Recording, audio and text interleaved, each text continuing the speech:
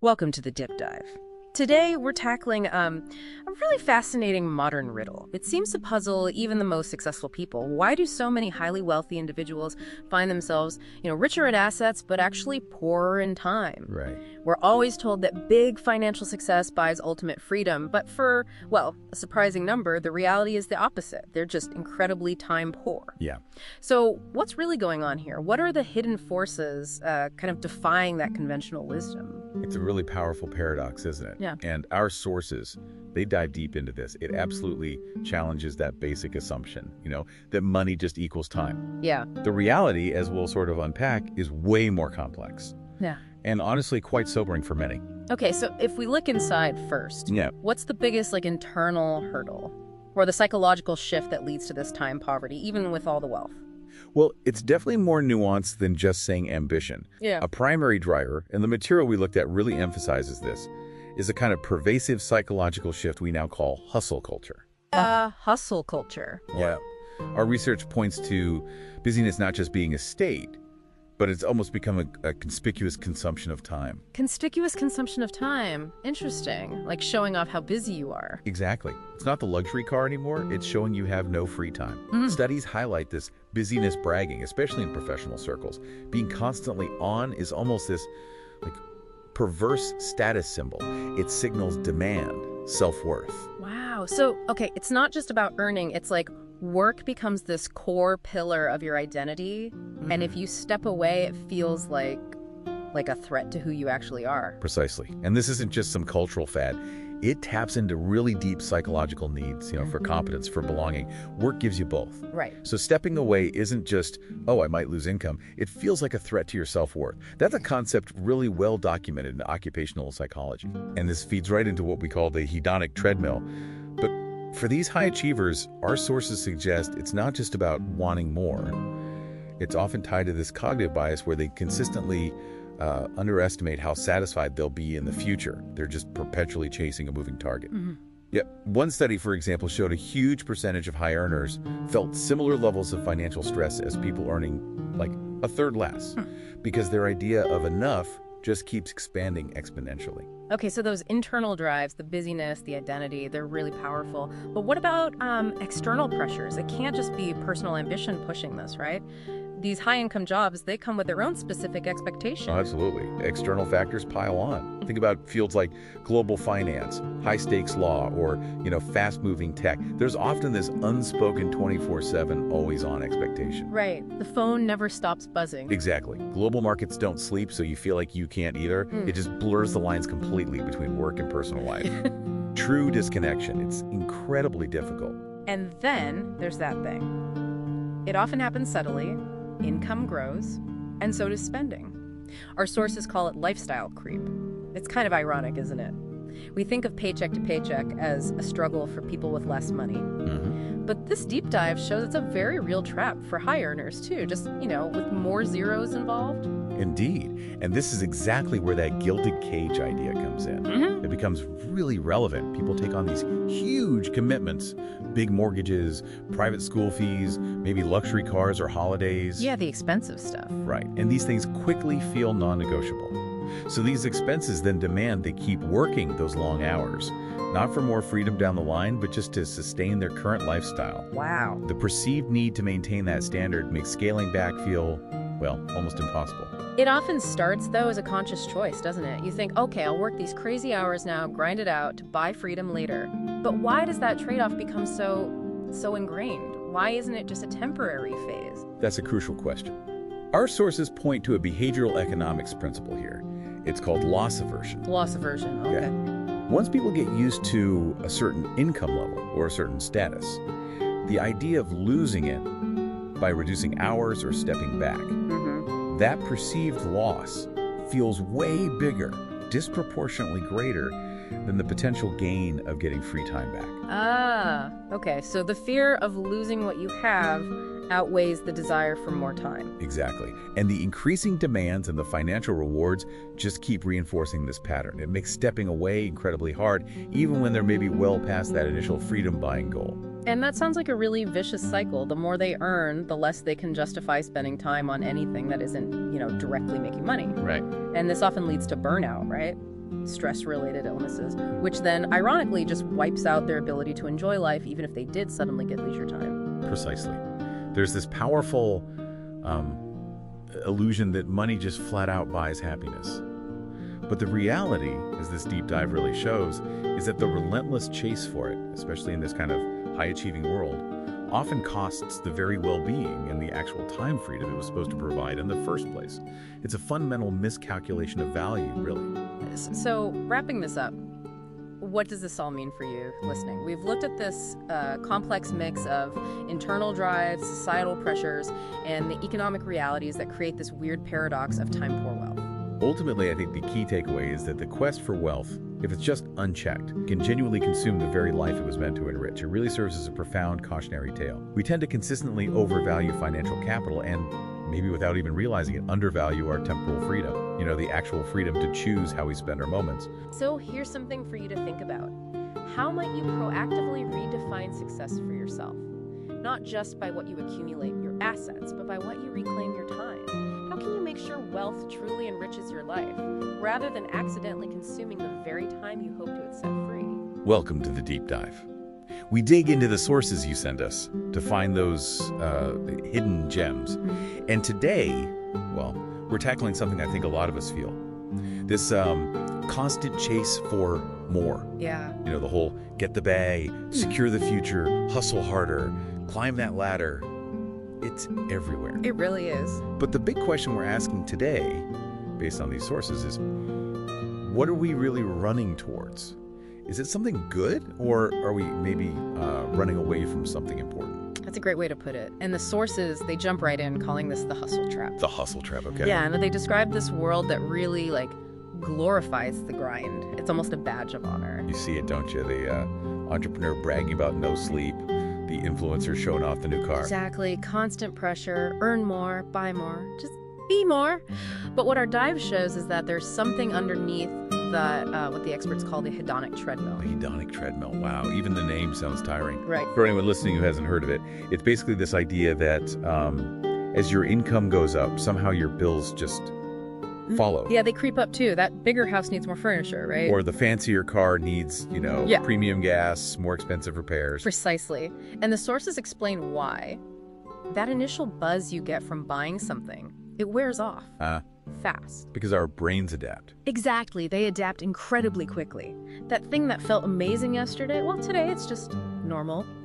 The baseline shifts. So you're always looking for the next hit, the next purchase, the next achievement. You got it. You're running faster and faster, but, feeling like you're stuck in the same place. It's this cycle. But it's tricky because for a lot of people, that hustle feels necessary, right? Like for survival, or at least what looks like success. Absolutely. It's deeply ingrained. So are the sources saying we should just stop trying? Give up on ambition? No, not at all, actually. That's a really key point from this deep dive. It's not about ditching ambition or, moving to a cabin unless you want to. It's more about reclaiming your life. It's about figuring out what truly nourishes you deep down. Okay, so how do we do that? Are there specific strategies mentioned? Yeah, there are, and they often go against the grain. The sources really hammer home this idea that a full life, it's built on full moments, not just a full bank account. Full moments, not a full bank account. I like that. It shifts the focus, doesn't it, to the value of simple things, joyful things, things that often don't cost a penny. Like what? Well, things like just sitting quietly for a few minutes, really being present, or having conversations with people you care about, but without phones buzzing. Okay, yeah, being fully there. Or doing something just because you love it. No goal, no productivity angle, no profit motive, just pure enjoyment. One source mentioned people taking up an analog hobby. Interesting, like what, knitting, painting? Could be anything, really. Something hands-on, away from screens, done purely for pleasure. And the people who did, they reported feeling less like they were on that treadmill. So it's about redefining success. Not just money, but how much life you're actually living. You measure it differently. Quality of relationships, depth of experience, that sense of inner peace. That's a powerful shift. Measuring life lived, not just money earned. It makes you think. Because the sources point out, look, the chase for money, it's always going to be there offering itself up. Always an option. But the real stuff, the moments, the memories, the simple joys, that's happening now. It's not waiting for you down the road after you've made it. That's the core message, really. So the final thought for you, listening right now, is maybe to embrace that truth. As one of the sources puts it so well, stop running. Inista. Start living.